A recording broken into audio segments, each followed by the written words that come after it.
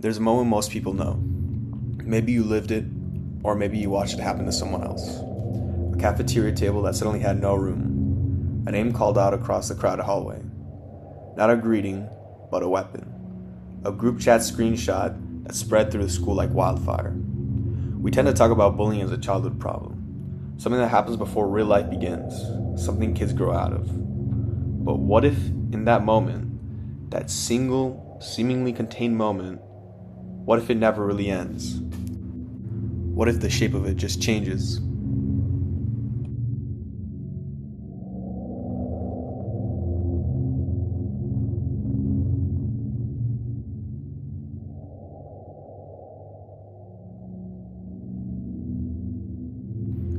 We have a cultural story we like to tell about bullying.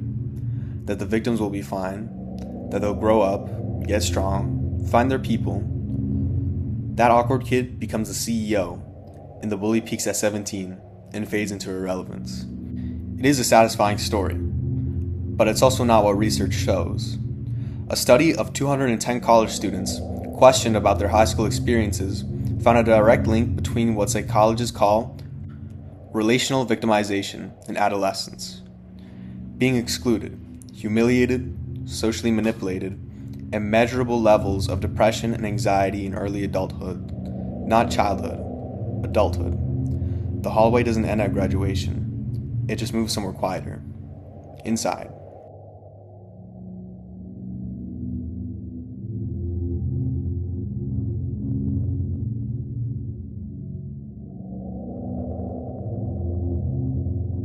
What makes bullying so uniquely damaging isn't just the act itself, it's what the act teaches a person on the receiving end about the world. It teaches them that social spaces are dangerous. The trust is a vulnerability. That belonging, that the most fundamental human need, is something that can be revoked without warning.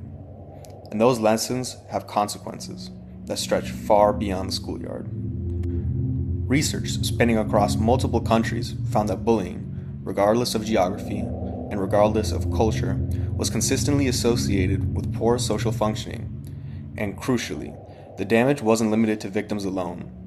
Bullies, victims, and those who occupied both roles simultaneously all showed higher rates of health problems, lower emotional stability, and more difficulty adjusting socially. Bullying poisons the well for everyone involved.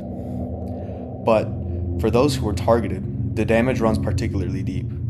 Adults who were bullied as children report lower quality of life, weaker social networks, and reduced life satisfaction. They are statistically less likely to be in a relationship, romantic or otherwise, suggesting that the injury isn't just emotional, it's relational. It reshapes how a person moves through the world with other people.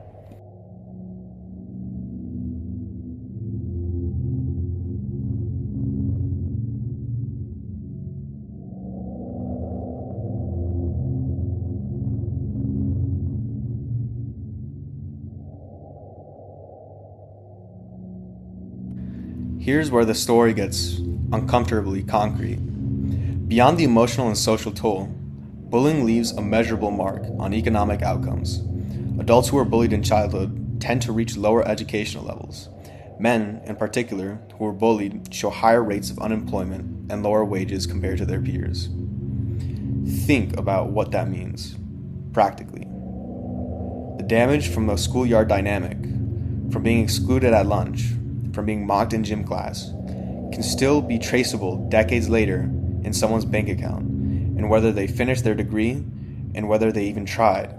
Bullying doesn't just hurt a child's feelings, it can quietly redirect their entire trajectory of life.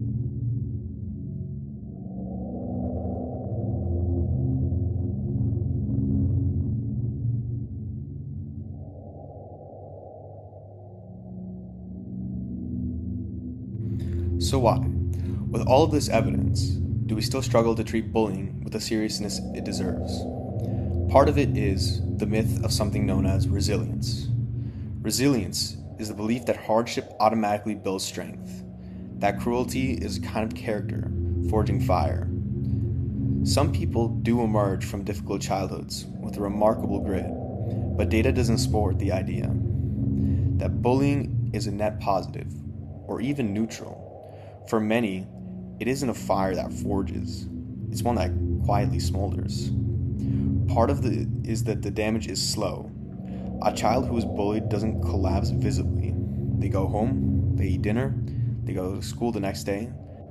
The harm accumulates in ways that aren't visible until years later. In the therapy appointments, the missed promotions, the relationships that never quite worked. And part of it, honestly, is that we've normalized something that we shouldn't have.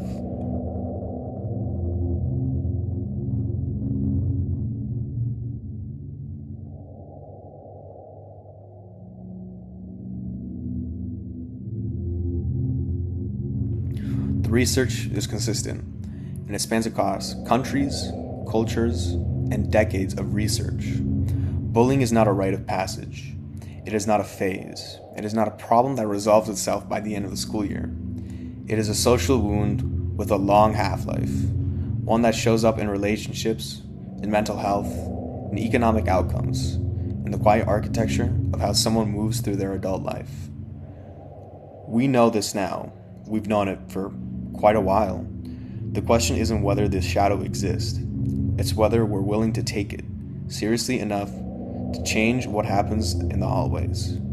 Because those moments, they echo longer than we like to think, louder than most people will ever say.